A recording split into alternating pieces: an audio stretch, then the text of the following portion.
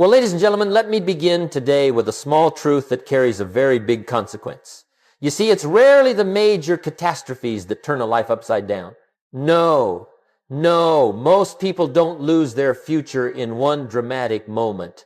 They lose it quietly, almost politely, through the tiny habits they repeat without thinking.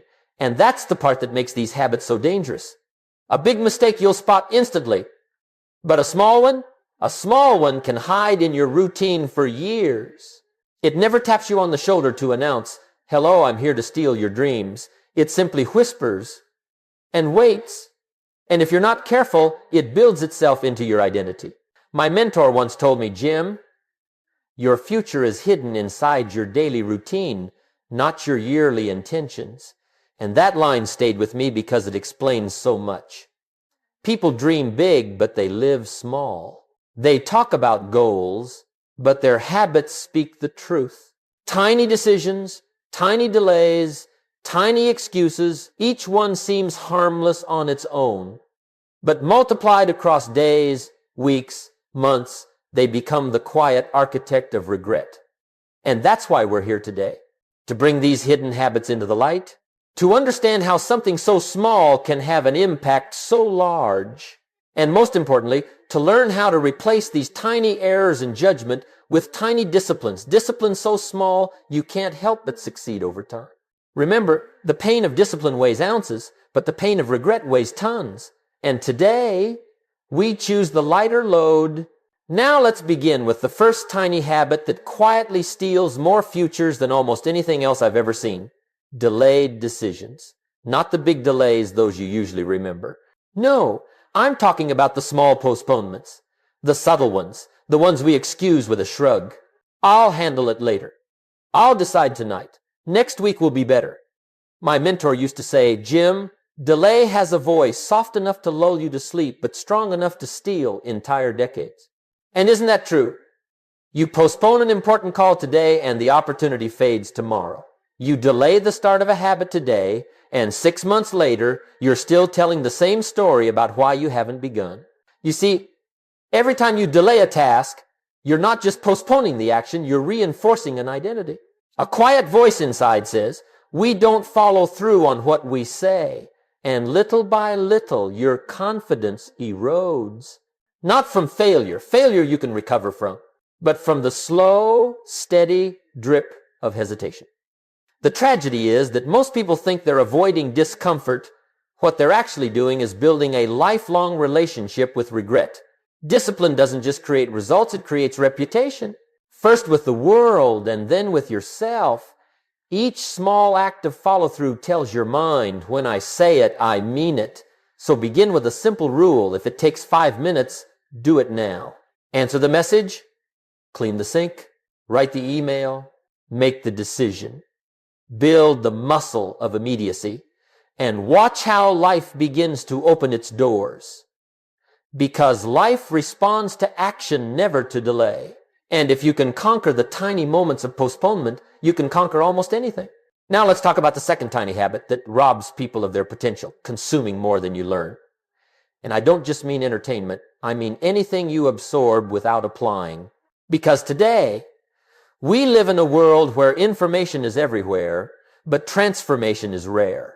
Most people scroll all day, watch motivational clips, listen to advice from every corner of the internet, and then wonder why their life hasn't changed.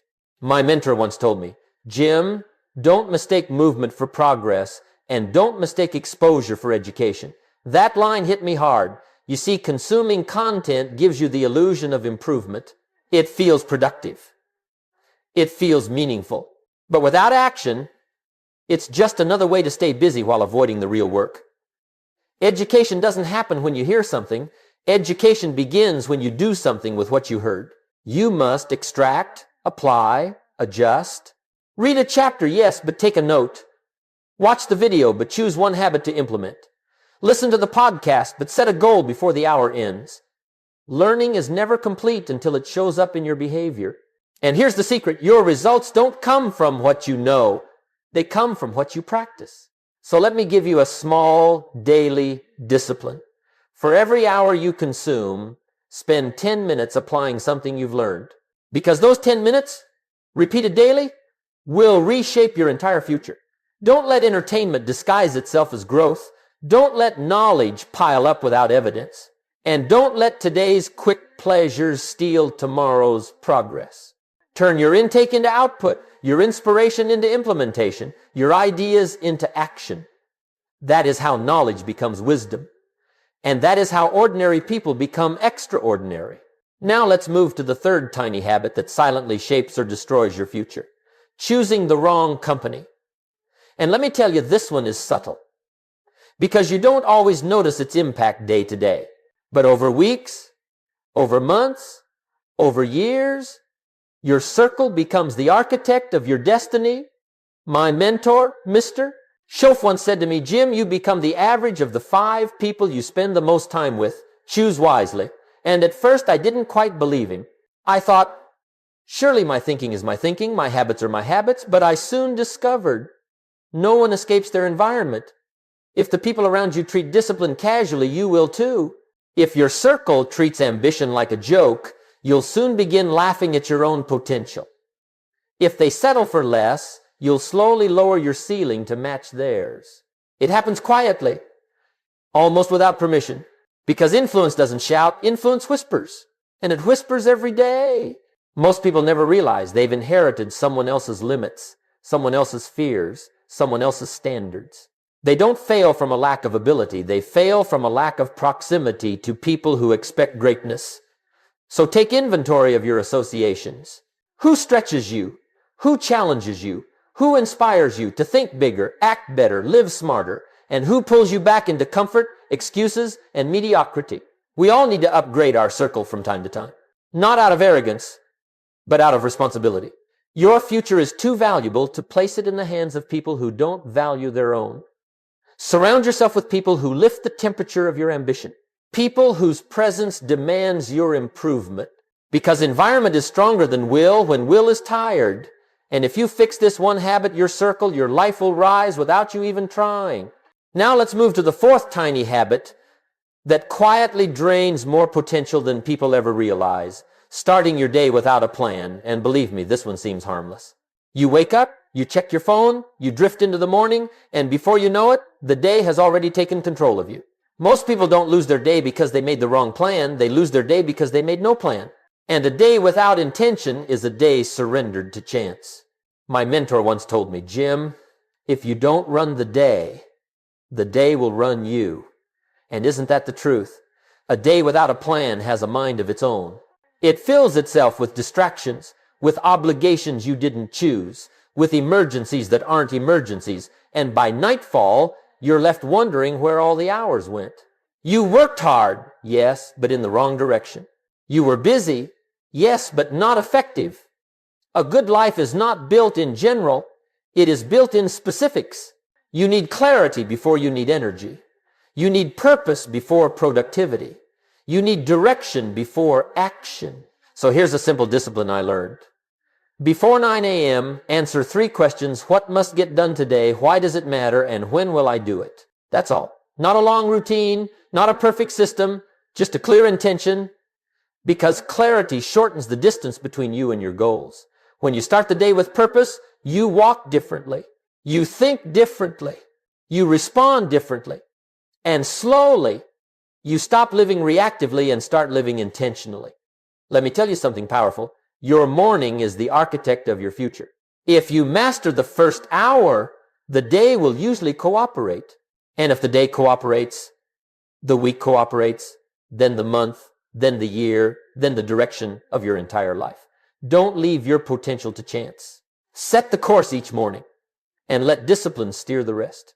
Now let's turn to the 5th tiny habit, and in many ways, one of the most dangerous of all, ignoring your health. And here's why it's dangerous. You don't pay for this one immediately. You pay for it eventually. Neglect never sends a bill today. Neglect lets the charges accumulate. And one day, sometimes years later, the invoice arrives, and the price is far higher than the small cost of prevention. You see, your health is the foundation upon which all your ambitions stand. Without energy, discipline becomes a burden. Without strength, opportunity becomes unreachable. Without clarity of mind, decisions become foggy. And the tragedy is that most people don't lose their health in a dramatic event. They lose it through small habits repeated quietly. Too little sleep, too much sugar, not enough water, skipping the walk, ignoring the stress, pushing past exhaustion. These errors feel tiny, but everything tiny compounds. My mentor once told me, Jim, take care of your body. It's the only place you have to live. And I'll tell you, nothing has proven truer over the years. Success demands energy. Opportunity demands strength. Leadership demands presence. And health fuels them all. So begin small. Don't overwhelm yourself with perfection. Take a walk. Drink the water. Stretch for 2 minutes. Go to bed a little earlier. These may seem insignificant, but they carry enormous leverage because health responds quickly to attention and slowly to neglect. If you honor your body, it will return the favor by supporting your dreams when they finally arrive. Because one day, life will ask you to run emotionally, mentally, physically, and you want to be ready. Your future self is counting on you to make these small investments today. Don't let that future version down. Tiny habits, small choices, simple disciplines, that's the formula for lasting vitality and long-term success. Now let's move to the sixth tiny habit, one that can quietly shape the entire direction of your life. Emotional spending and poor money management. And let me tell you, money doesn't ruin people because it disappears suddenly. It ruins people because it slips away silently. A little impulse here, a little indulgence there, a decision made out of mood instead of intention, and before long, you're wondering why you work so hard yet move so little. My mentor once said, Jim, you don't get wealthy by earning more, you get wealthy by managing what you already have. And that line, when it finally sank in, changed everything for me. Because I realized most people don't have a money problem. They have a habit problem. They buy things to feel better, not to live better. They spend to fill emotional gaps, not financial needs. They let their moods command their wallet. And moods are expensive captains. And here's the real danger. Emotional spending doesn't just empty your bank account, it empties your confidence. Every unnecessary purchase teaches you one lesson. I can't control myself. And that belief becomes costly. So begin with awareness. Track where your dollars go, not to punish yourself, but to respect yourself. Cancel what you don't need. Postpone what doesn't matter. Decide with intention, not emotion. Money responds to two things, discipline and direction. Give it both. Use money as a tool, not a therapy. Use it to build, not to soothe. Spend less on impulse and more on growth books, skills, health, knowledge, and watch how fast your life starts to shift. Because money is not just currency, it is responsibility. And once you learn to master this tiny habit of daily financial discipline, you open the door to opportunities that only the financially prepared ever get to see. Now let's turn to the seventh tiny habit, one that slips past almost everyone because it sounds so harmless, the habit of speaking in limiting language. And let me tell you, this one is subtle.